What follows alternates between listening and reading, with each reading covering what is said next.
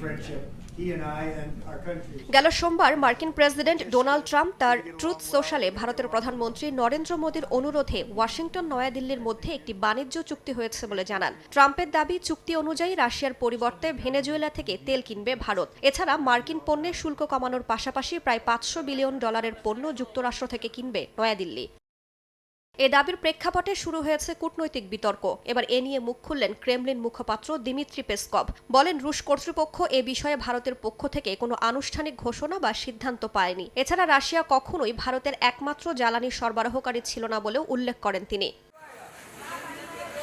Peskov বলেন, ভারত দীর্ঘদিন ধরেই মধ্যপ্রাচ্য, আফ্রিকা ও যুক্তরাষ্ট্র সহ বিভিন্ন দেশ থেকে অপরিশোধিত তেল আমদানি করে আসছে। কাজেই রুশ তেল কমানো বা বিকল্প উৎস খোঁজা নাটকীয় কোনো পরিবর্তন নয়। তেল কেনার ক্ষেত্রে নয়াদিল্লি সম্পূর্ণ স্বাধীন বলে মনে করেন তিনি।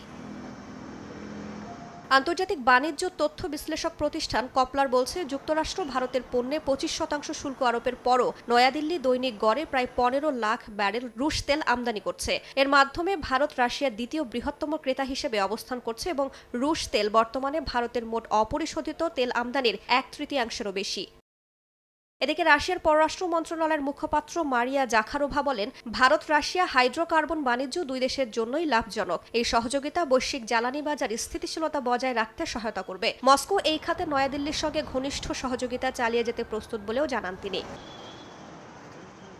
পরিসংখ্যান বলছে, 2021 সাল পর্যন্ত ভারতের তেল আমদানিতে রুশ তেলের অংশ ছিল মাত্র 0.2%। কিন্তু 2022 সালে ইউক্রেন যুদ্ধ শুরুর পর রাশিয়ার ওপর পশ্চিমা নিষেধাজ্ঞায় মস্কো ছাড়ে তেল বিক্রি শুরু করলে ভারত বড় ক্রেতায় পরিণত হয়। দৈনিক আমদানি 2 মিলিয়ন ব্যারেলের বেশি হলেও গত ডিসেম্বরে তা নেমে আসে প্রায় 13 লাখ ব্যারেলে।